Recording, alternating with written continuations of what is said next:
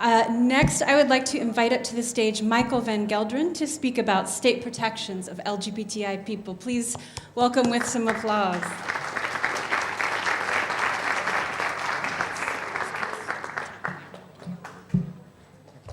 Good morning, everyone. Thank you for giving me 8 minutes of your life this morning. It's much appreciated. Okay. Technology. So, Daniela, which button am I meant to press? Thank you. Okay.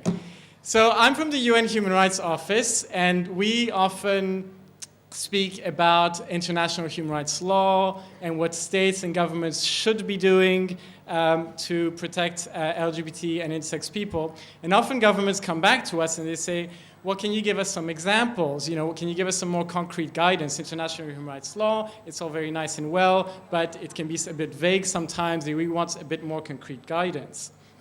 And so governments are making this request. And many of you are also working with governments and national human rights institutions and in your countries to come up and construct and build practices to actually make a difference in people's lives. Okay, so at the office, we took up the challenge and we listened to this demand from governments, from civil society, to come up with more concrete guidance for states on what is actually happening, what is actually useful. And this is the publication, this is the result, there's some copies outside, and it looks both at positive initiatives, so things that governments are actually actively doing to combat violence, to combat discrimination, but it also tries to look at what are the gaps and the challenges, so to guide us in terms of how we approach policy and practice of governments.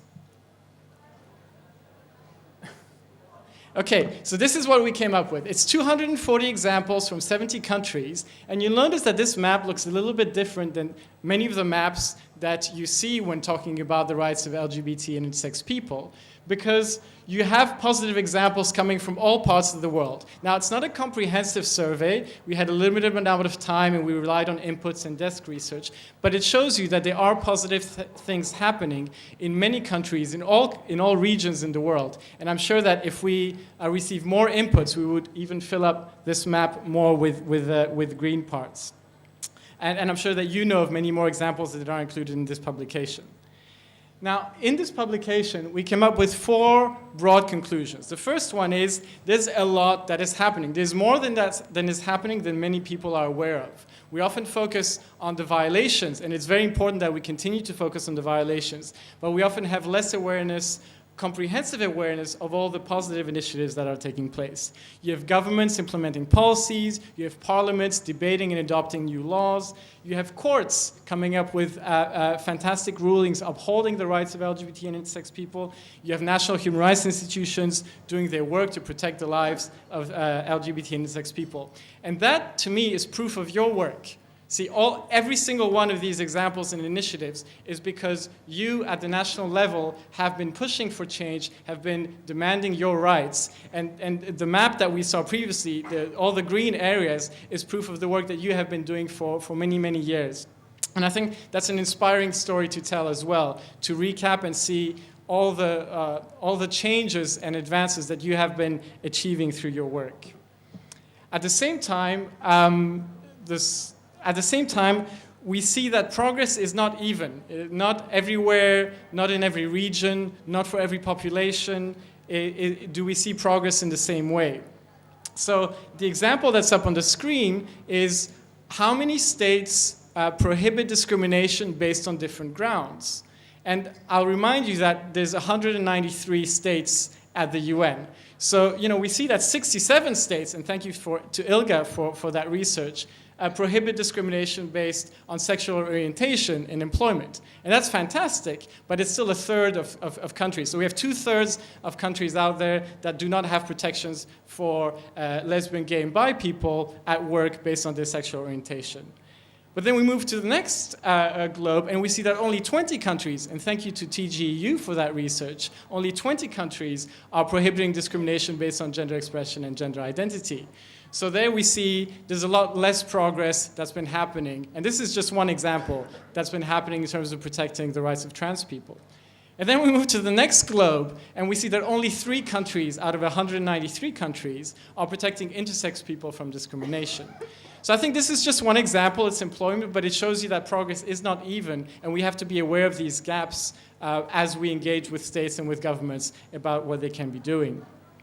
Other gaps are also multiple forms of discrimination. It's something that we talk about a lot in our spaces, but we see very little action in practice by governments to actually address this reality. And we heard the independent expert Viti Muntabrod speak about non-binary and the fact that there's so few protections around the world for non-binary people. And that's not all. We also see some gaps and challenges between what international human rights law says and all the recommendations of the UN and what we, in our survey of these 230 examples, what we are seeing in terms of where the action of governments is happening.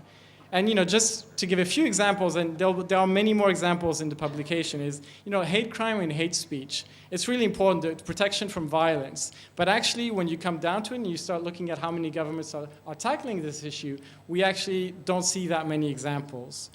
Legal gender recognition, again, it's a small minority of countries that have procedures available for trans people to have the legal gender identity recognized. And the majority of those put abusive restrictions and conditions for that. So again, it's a huge gap. Change in discriminatory laws. We hear positive examples, but the reality is the pace of change is really quite slow. And in many countries, we're seeing new discriminatory laws being adopted. Pathologization, something else that we heard this morning in the opening ceremony. Again, a huge issue, huge impacts in the lives of trans and intersex people who are pathologized just about everywhere, and also lesbian, gay, and bisexual people who are pathologized in many, many countries and regions around the world. And intersex children, only one country, or 3 countries have taken measures to prohibit or stop or put a moratorium on surgeries on intersex children that are not necessary and that are trying to change their bodies without their consent.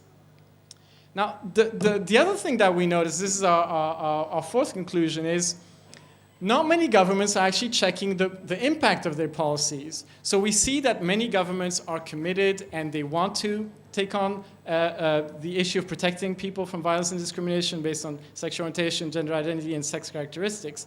But not many are checking if their policies and actions are doing that precise thing. We need to know what is working and what isn't working. Otherwise, how do we know that our actions are making a difference in people's lives? So there are a few examples here and there, but we really feel that this is an area for investment and partnership between governments and civil society and the UN and other stakeholders to try to really assess what we're doing, assess the policies, and seeing if we're having the impact that we would like to have. I'm going to stop here, but please pick up a copy of the publication, which is just outside there.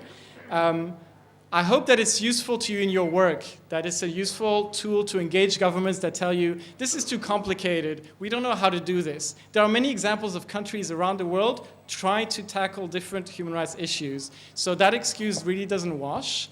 And thank you. Thank you so much, Michael, for bringing your wisdom here today. I appreciate you. Thank you.